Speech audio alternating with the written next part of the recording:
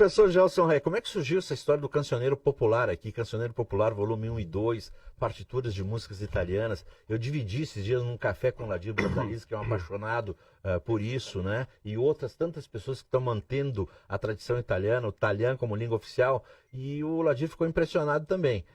Como é que surgiu isso na sua vida de reitor, escritor e nessa vida movimentada? Pois bem, então, eu vou tentar ser bem sucinto, aproveitando o teu programa.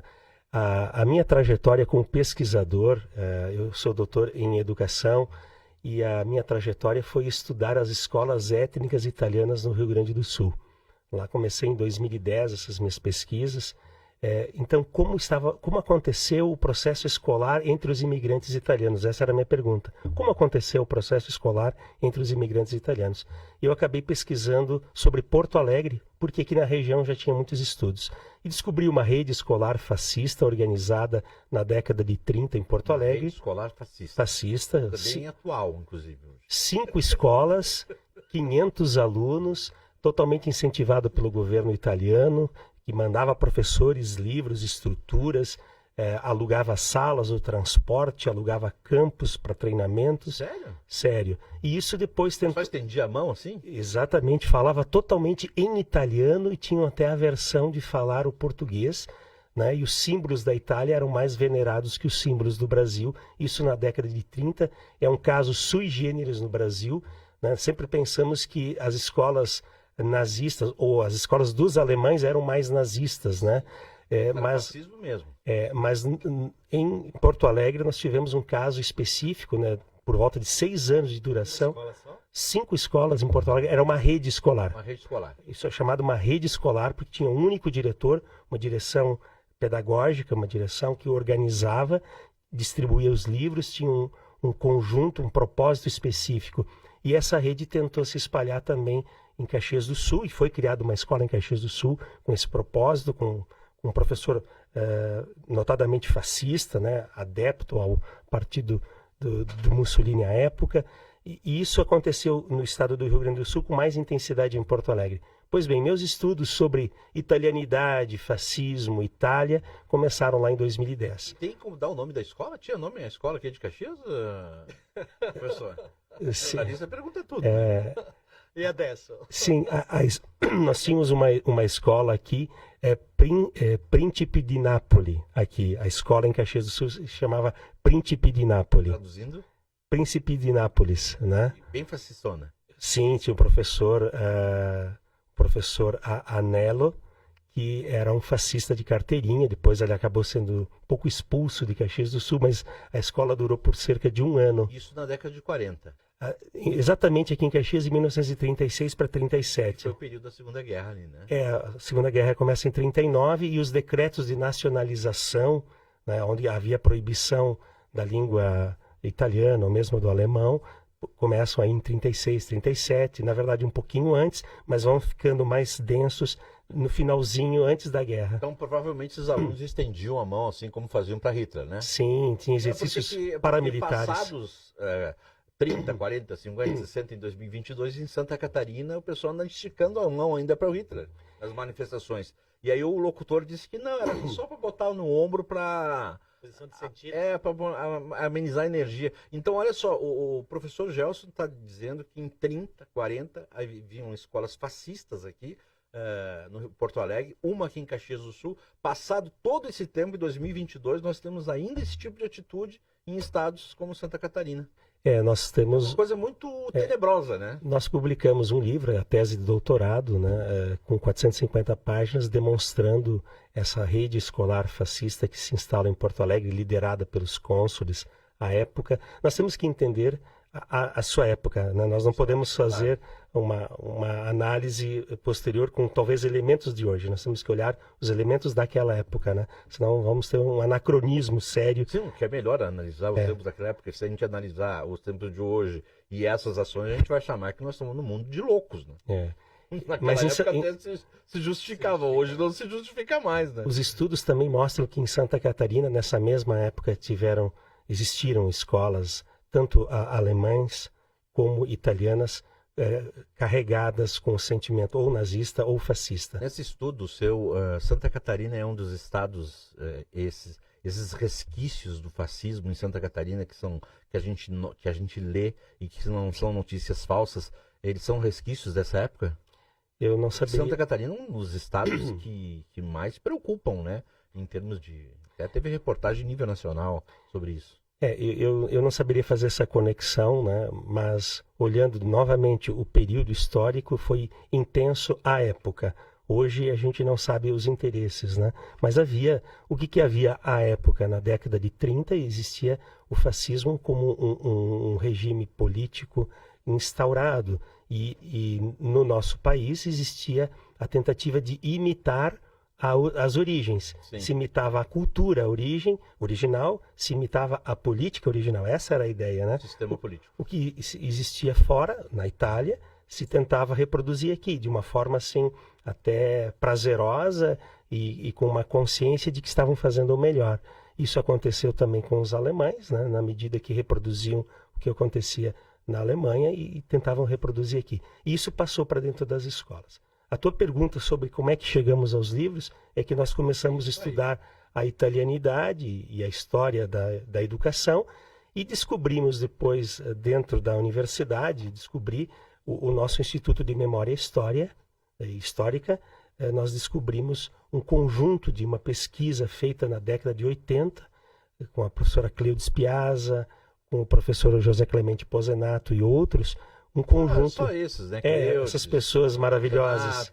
Tonuzzo não está nessa? Também Tonuzzo é um dos tradutores aí, pessoalzinho aí, né? Faz a versão do italiano. Nós descobrimos que havia essa pesquisa feita de canções italianas ou da imigração. O que fizemos então? Resgatamos esse material, criamos uma lógica de publicação em 5 volumes, um cada ano, até comemorarmos 2025, sim, quando fecharemos, né, Ladir, os 150 anos da imigração italiana. São mais de 400 canções, e aí nós começamos a colocar, graças também aos patrocinadores aqui, a Florence, o Gelson Castellan e a Florence. Florence é sempre uma grande apoiadora de... O Gelson é o vice-cônsul, honorário. E eles abraçaram essa ideia, e estamos publicando, então, agora, o 3º volume em maio do ano que vem. Então, em primeira mão no teu programa. O primeiro e o segundo, né? Isso, em maio do ano que vem já está praticamente pronto o terceiro volume. E né? até 2025 são 5 volumes, aí com cerca de 400 canções, né? Que nós vamos publicar. O Ladir conhece muita canção, tá? E num café que eu tomei com ele aí, que a gente comeu uns 15 grossos, né, Ladir? Chega mais pertinho no microfone aqui. O Ladir olhou assim, não conheceu muitas canções. Ele disse, essa aqui eu não conheço. Mas essa aqui eu canto. E qual é que tu... O que tu destaca disso aqui também, Ladir? Desse trabalho, que é um trabalho belíssimo, né? Eu não li todo, foi mais num café e o papo tava tão bom, né? Sempre é, sim, né? Sim, sempre é bom, ainda sempre mais com o grosso ali. Mas eu destaco aqui, né? Eu ressalto aqui a importância desse trabalho do reitor Gelson e de toda uma equipe lá, né? De resgate que estava guardado, eu acho que até junto com o ICIS lá e tudo mais, e muita coisa, né? E... fenomenal. Eu talvez não conheça nem metade das que estão ali, mas eu imagino que quantas outras pessoas vão se beneficiar de canções que foram resgatadas, estão ali, né? Eu não tenho essa canção, essa letra foi perdida lá atrás, tem uma estrofe que eu não a vejo, que eu não perdi, não cantam mais e tal, está tudo ali no livro agora, né? Certo. E bacana isso. E eu não sabia também desta continuidade, né? São 5 volumes, então, que serão lançados, né? 5 volumes. Fantástico. A Universidade de Caxias do Sul, na década de 80, a partir daquela pesquisa, lançou 3 LPs à época. América 1, 2 e 3. LPs. E ainda nós temos alguns lá guardados. O cara põe na agulha, né? Isso. E aí nós lançamos, a partir daquela pesquisa, lançamos os 3 LPs, mas ficou muita coisa para trás. E aí decidimos fazer o álbum, com a canção em italiano, a versão para o português e a partitura, porque aí não se perderá. Porque se tu tens a partitura, a melodia fica preservada, porque a memória ela vai se indo. E aí a ideia era termos a partitura. Isso talvez seja a grandiosidade dessa publicação agora, né? Bom, Termos a partitura. O senhor me mostrou aí, eu já tinha visto, o senhor mostrou num dos volumes uma gaita, né? Uma gaita. Uma Eu gaita. teria uma pergunta, só perdão, não sei E que no outro volume, da Itália para o Brasil, as moedas É. alusivas ao centenário da migração italiana. Então é um livro de partituras, de história, de fotos, né? Sim. Também de fotos, é uma coisa muito bacana. Exatamente. Pergunta de Ladir Brandalize é Na muito verdade, importante. o Gelson falou aqui da questão do italiano, né? Agora escrito no italiano e tal, Sim. né? Isto à luz da gramática já, porque a gramática foi lançada há pouco tempo, né? Foi feito um trabalho, né, com diversas pessoas, o Juvenal Dal Castel, a Loremi Loregian, o próprio João Tunus e tal, e como se escreve, e não é uma coisa fechada, agora em diante vai ser assim, não se escreve mais, não, e se respeita todo um regionalismo e tal, mas essas canções já tem a preocupação dentro da gramática ou se pegou o que estava feito e se colocou? Perfeito. Então, se pegou o que estava feito e se colocou aqui, quem fez essa versão também, essa correção, né, foi o Pozenato. O Tunus também contribuiu com algumas que nós não tínhamos, mas eu tenho, talvez assim, seria impreciso dizer se foi realmente respeitando a nova gramática aqui. Até porque a nova gramática foi lançada há pouco tempo, né? Sim, foi lançado ano passado. Foi lançado ano passado. Mas é que também, a pesquisa... quando se trata, né, Alberto e Gelson e ouvintes, quando se trata de canções, não é simplesmente você mudar uma palavra, porque mudando uma palavra você muda a melodia, você muda, Também. né, uma história que se canta assim. A própria América do Giusti, né? Não se pode traduzir toda ela ou fazer uma versão para o italiano. Até se pode, mas a original ela tem italiano no meio. Tem. Ela tem italiano, não é Sim, só no italiano sim. ou no vêneto, como se dizia, porque me parlo vêneto. Sim, agora é italiano que se fala. Mas ela tem italiano no meio. E como é que eu Sim. vou mudar uma canção que historicamente se canta em todas as partes e as pessoas, como de uma hora para outra, eu vou mudar uma palavra, uma frase inteira no meio lá? Não funciona assim, né? Uma coisa importante, né, dizer que esse livro aqui, esses álbuns, né, agora nós vamos para o terceiro, estamos anunciando em primeira mão em maio o lançamento do terceiro volume, estão disponíveis na íntegra na internet gratuitamente. Então é só colocar Cancioneiro Popular e baixar. Baixar está na íntegra Sim, lá. está na íntegra. Nós publicamos de forma física poucos exemplares, mas disponibilizamos para a rede. Não são vendidos, são poucos exemplares, não encontra. Nós temos alguma coisa ainda na livraria da UX. Da UX. Tá? E alguns exemplares foram para a Feira do Livro agora de Porto Alegre. E a informação de que foram vendidos todos tinha. Acontecendo, a Feira do Livro. A feira está acontecendo, a universidade está lá, como sempre, há muitos anos. E pelo que eu tive de informações ontem, foram todos vendidos, né? Havia poucos exemplares. E agora, então, está só na internet e deve ter algum exemplar na livraria da UX ainda. E Bella Ciao, já que a gente falou em fascismo, por que Bella Ciao é fascista? Não, exatamente. Canta um pouquinho Bella Ciao aí. Eu acho que é resistência. né? Resistência? Assim, ó, existia os resistência ao partigiani, fascismo. exato, os partigiani. Resistência ao fascismo. Os partigiani eram aqueles que lutavam dentro da Itália contra a ocupação alemã que aconteceu. Inclusive foram eles que capturaram Mussolini, né? Então era uma música cantada por aqueles ou para aqueles que estavam se despedindo para ir fazer a resistência na Itália. Ao fascismo. Isso Ao fascismo e ao nazismo ao mesmo tempo, porque o nazismo e o fascismo se conectaram, né? Lá em 42, 43, se conectaram de forma muito forte, tinham semelhanças de intenções, né? E aí a invasão da Itália se dá pelos alemães, e os parnesianos, né? Os partigiani, eram aqueles que estavam contra tanto a visão fascista como a visão nazista dentro da Itália. Foi a resistência. E aí surgiu a música. Mi sono svegliato, oh bella ciao, bella ciao, bella ciao, ciao, ciao. Questa mattina mi sono svegliato e ho trovato l'invasor. Oh partigiano, portami via. Oh bella ciao, bella ciao, bella ciao, ciao, ciao. Oh partigiano, portami via, que eu me sinto de morrer. Tutta la gente che passeranno. Oh bella ciao, bella ciao, bella ciao, ciao, ciao. Tutta la gente che passeranno e ti diranno che bel fiore. E questo è il fiore da partigiano. Oh bella ciao, bella ciao, bella ciao, ciao, ciao. E questo è il fiore da partigiano, morto per la libertà. É até uma letra... Traduzindo, Gelson. Isso, né? Me leva junto. Me leva junto. Quintou invasor. E eu quero lutar pela liberdade, né? Essa é a ideia, né?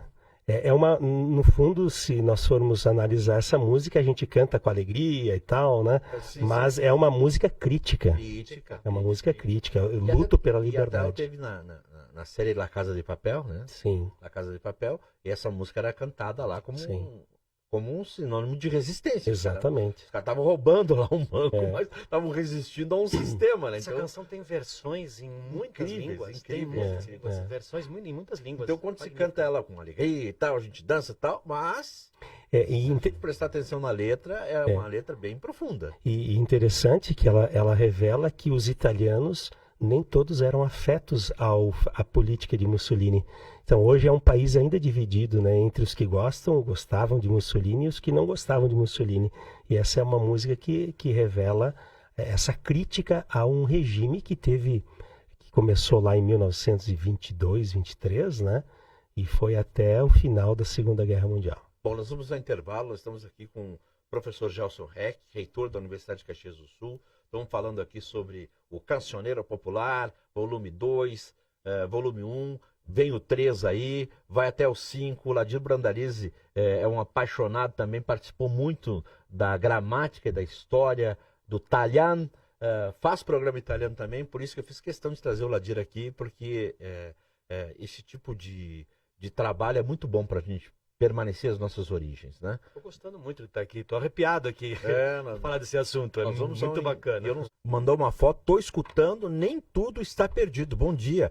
O Abon, eu sempre escuto esse programa aí. Tá dizendo que, parabenizando a todos aqui. Então, obrigado. Mandou até a foto com o radinho, aquele raiz, né? Então, bom, né, Margot? Ah, só uma perguntinha. O microfone da Margot tá ligado aí, Matheus?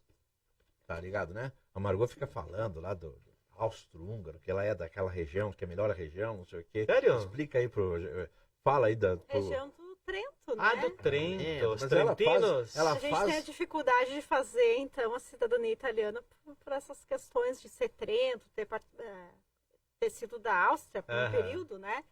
Mas, enfim, é uma região lindíssima que nós queremos conhecer. Ah, dá um outro programa aí, né? Outro Com o programa. reitor e com Mas tanta coisa é que deve ter por lá também. Mas é né? que eu sugeri esse assunto para Margot, porque quando a família dela chama ela de cativa, cativa, a Popa é cativa, e ela diz, porque eu sou lá daquela região lá, Trento. Trento. Trento. Então eu queria saber, já, se a pessoa da região do Trento é tudo assim, Ah, todos cativos. os Fora bra... Veciamo. Na... O estudo é uma linha de Me pesquisa. inclua fora dessa. E fora Veciamo. Matheus, obrigado aí pela mesa de áudio. Domingo que vem, a partir das 8, estaremos aí aqui. E fique com a gente, porque vem aí Ladir Brandalize com Nostra Gente. Tchau! Rádio Caxias, sempre contigo. Acredita, o seu programa de comunicação humanizada de todos os domingos. O conteúdo da edição deste programa estará disponível no site da